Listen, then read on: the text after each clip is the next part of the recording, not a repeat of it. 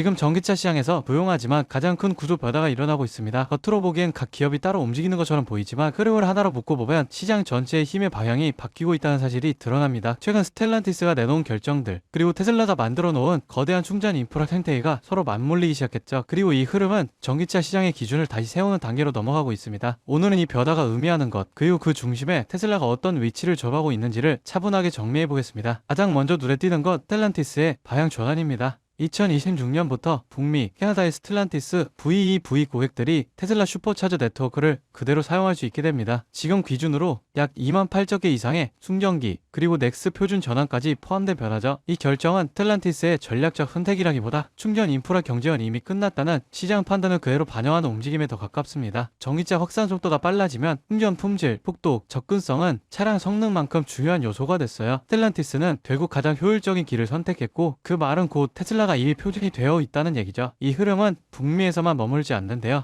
스텔란티스는 2027년부터 한국과 일본에서도 테슬라 슈퍼차저 접근을 단계적으로 확대할 계획을 발표했습니다. 특히 아시아 시장에서 충전 네트워크는 제조사보다 소비자 선택에 더 직접적인 영향을 미칩니다. 즉 현지 판매 전략이 충전 인프라에 의해 다시 재편되는 시점이 온 것인데, 스텔란티스가 테슬라 생태계를 활용하는 건 내연기관 시절, 주유소 접근성 같은 핵심 요소를 그대로 전기차 시대로 옮긴 거나 다름없죠. 그만큼 충전 플랫폼은 브랜드별 경쟁을 넘어 전기차 전체 시장의 갈림길이 되고 있습니다. 스텔란티스는 유럽 CO2 규제 대응에서도 사실상 테슬라에 기대고 있습니다. 유럽 배출 규제가 강화된 뒤 여러 완성차 기업들이 배출권 풀을 통해 부족한 부분을 메우는 구조인데, 스텔란티스는 내년에도 테슬라로부터 CO2 크레딧을 구매할 예정이라고 밝혔죠. 이 말은 비용 문제가 아니라 테슬라의 기술 효율 구조가 업계 평균 대비 얼마나 앞서 있는가를 가장 직접적으로 보여주는 장면입니다. 스텔란티스는 엔진차, PAV 중심에서 BEV 비중을 늘리려고 하고 있지만, 그 과정에서 발생하는 이행 비용을 테슬라를 통해 해결하고 있죠. 충전 인프라에 이어 주제 시장에서도 테슬라가 기준이 되고 있는 셈입니다. 최근 스텔란티스는 CATL과 함께 유럽의 41억 유로 규모의 LFP 배터리 공장을 설립한다고 발표했습니다. 이 건은 테슬라와 직접적인 협업은 아니지만 방향성은 완전히 같습니다. 한산 리튬 가격 안정화와 LFP 채택 확대 흐름,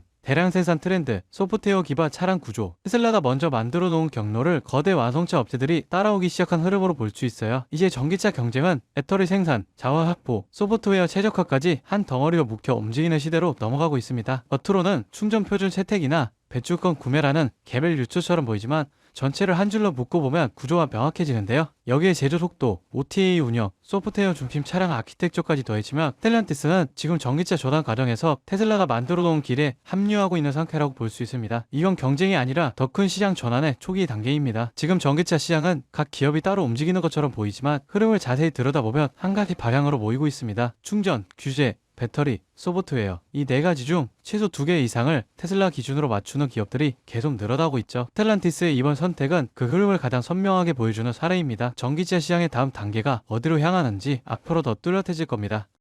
여러분, 지금 시장을 보면요, 이상한 장면 하나가 반복됩니다. 뉴스는 불안만 얘기하고 커뮤니티에 현금을 주고 버티라 말하는데, 정작 돈을 버는 쪽은 조용히 움직이고 있습니다. 지금 시장 어려운 게 맞습니다. 하지만 어렵다는 이유로 멈춘 순간 그 자리를 기관과 상위 1%가 채워버려요. 시장에서는 이런 말을 합니다. 돈은 시끄러운 곳이 아니라 조용한 곳에서 벌린다. 사람들은 여전히 대장주만 보지만, 실제로 크게 터지는 종목들은 항상 옆에서 기술을 공급하고 데이터를 만들고 전력을 흘리는 기업들입니다. 지금도 똑같아요. 테슬라가 로보틱스, 자율주행으로 새로운 방향을 여는 동안 그 생태계를 움직이는 2차, 3차 수혜주들은 이미 바닥을 찍고 고개를 들고 있습니다. 여러분, 지금 시장은 지켜보는 사람이 아니라 움직이는 사람이 위에 올라가는 구간이에요. 이번 사이클을 놓치지 않을 분들만 끝까지 보셨으면 합니다. 여러분, 진짜 중요한 건 테슬라를 움직이는 기업들이 어디로 움직이느냐입니다. 최근 시장에서 가장 조용히, 그러나 가장 강하게 들리는 신호가 있어요. 국내 수혜주들이 슬슬 깨어나고 있다는 겁니다. 예를 들어 포스코 퓨처 M, 테슬라 응급제 공급 확대 이후 3개월 동안 기간 순매수가 1조 원 넘게 들어왔습니다.